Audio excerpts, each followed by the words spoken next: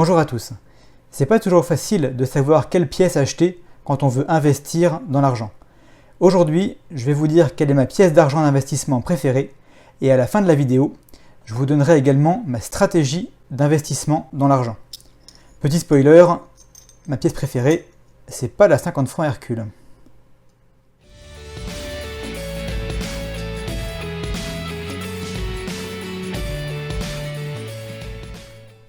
Puisqu'on en parle, on va évacuer tout de suite la 50 francs Hercule. Ces pièces-là, je les ai achetées l'année dernière. J'en suis très content, elles sont très belles. Mais actuellement, leur prix fait que je ne les considère pas comme une bonne pièce d'investissement. Au cours d'aujourd'hui, elles sont vendues un peu plus de 25 € par pièce, soit le prix d'une Maple Leaf. Il faut savoir qu'en France, la Maple Leaf ne fait pas du tout partie des pièces d'investissement les moins chères. Et cette pièce-là fait une once, donc 31,1 grammes d'argent pur, alors que dans une 50 francs Hercule, il n'y a que 27 grammes d'argent pur. Donc à choisir, quitte à dépenser le même prix, je préfère avoir 4 grammes d'argent en plus et une pièce plus récente, en meilleur état, que je trouve plus jolie. Actuellement, la demande, que je ne m'explique pas vraiment, fait que la 50 francs Hercule a une prime très très élevée et ce n'est donc pas une bonne pièce d'investissement en cette fin d'année. Puisqu'on parle des Maple Leaf, on va commencer par la première caractéristique que doit avoir notre meilleure pièce d'investissement en argent. On doit pouvoir se la procurer facilement et en grande quantité. Et oui, une pièce qui serait très bon marché, mais dont vous pourriez n'acquérir que 5 ou 10 exemplaires, ça ne sert pas à grand chose. Quand on veut investir, on a souvent des centaines, voire des milliers d'euros à placer, que ce soit en une seule fois ou au fil du temps, et la pièce qu'on choisit, on doit pouvoir se la procurer facilement.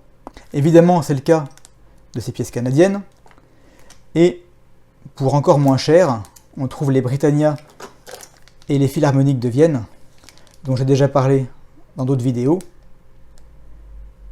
qui sont les pièces frappées actuellement de renommée mondiale qu'on trouve les moins chères en France.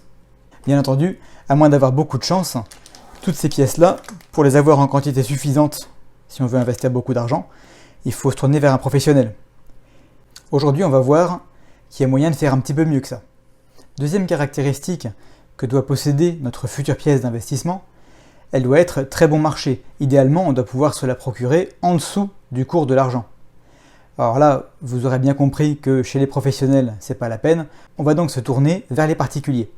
Et quand on combine notre recherche de volume et notre recherche d'un prix abordable, il n'y a pas 50 solutions, et je pense que vous aurez deviné. La seule pièce qui reste, c'est la 5 francs semeuse. En argent, évidemment. On va apprendre tout de suite à la différencier de sa version en nickel. Vous voyez qu'à première vue, c'est pas évident.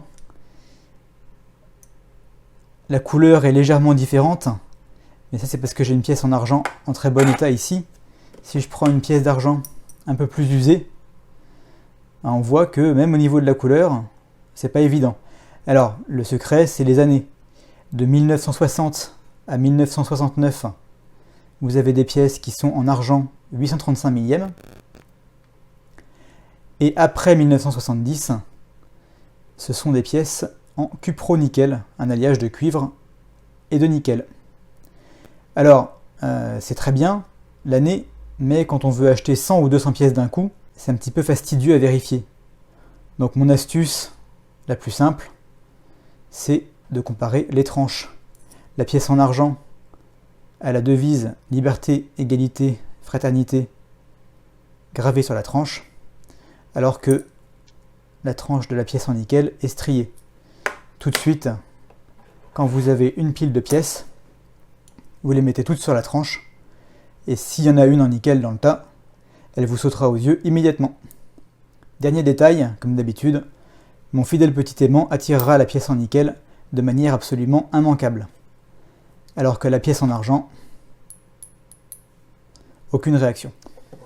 Voilà, pour l'instant, on a vu que les anciennes pièces n'étaient pas forcément de bonnes pièces d'investissement. Elles peuvent avoir une prime très élevée malgré leur âge. On a vu également que certaines pièces récentes pouvaient faire de bonnes pièces d'investissement, à condition de choisir la bonne.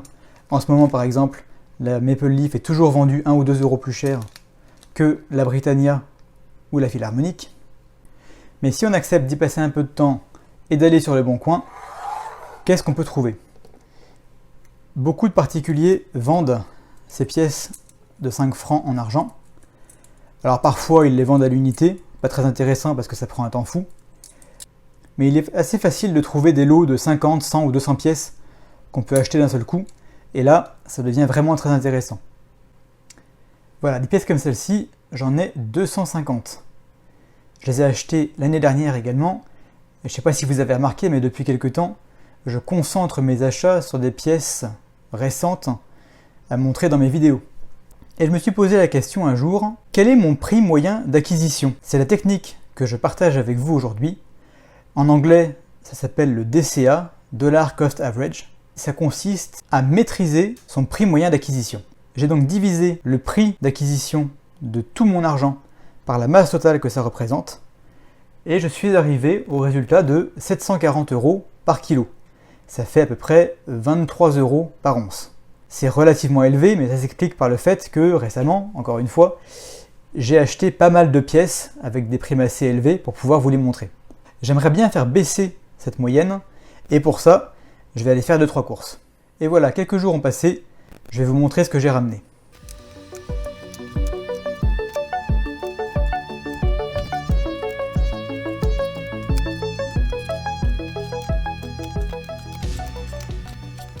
Voilà, j'ai pas tout à fait de quoi compléter la pyramide, mais il manque que 20 pièces, ça devrait pas prendre trop longtemps. Qu'est-ce que j'ai fait? J'ai trouvé 2 vendeurs particuliers dans ma région, et je leur ai acheté ces pièces-là, 280 de plus au total, avec une prime moyenne de moins 10%. Moins 10% de prime, ça veut dire que j'ai acheté l'argent pur contenu dans ces pièces 10% en dessous du cours. Vous voyez, ça change des 20 à 25% de prime qu'on paye chez les professionnels pour des pièces récentes. Et après, j'ai refait mon calcul. J'ai redivisé la somme d'argent que j'avais investie par la masse totale d'argent que j'avais acheté. Et maintenant, je ne suis plus qu'à 715 euros par kilo, soit 22,25 euros à peu près par once. Et maintenant, j'ai un nouvel objectif. Ne plus dépasser les 23 euros par once d'argent de prix de revient moyen.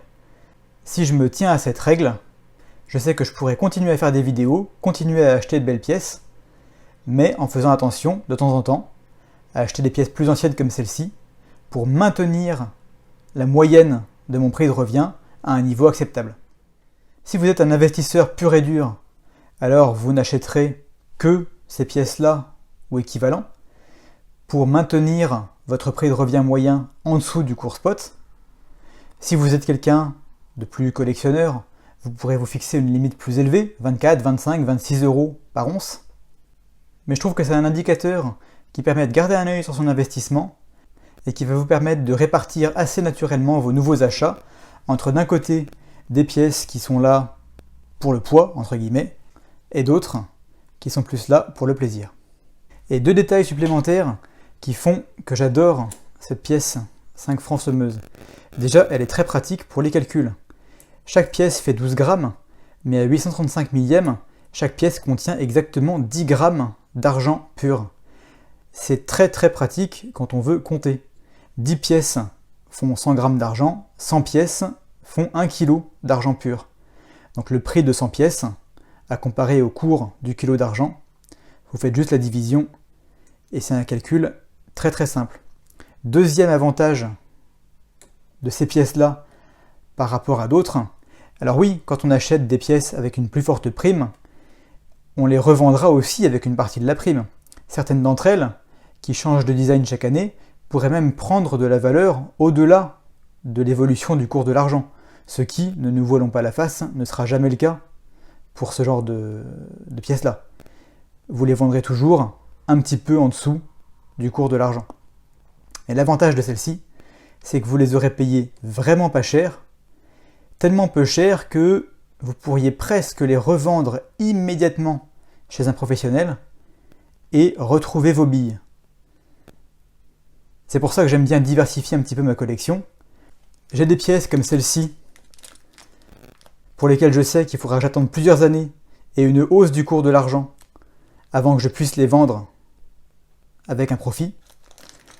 Alors que celles que je viens d'acheter cette semaine, je pourrais les vendre aujourd'hui et ne rien perdre.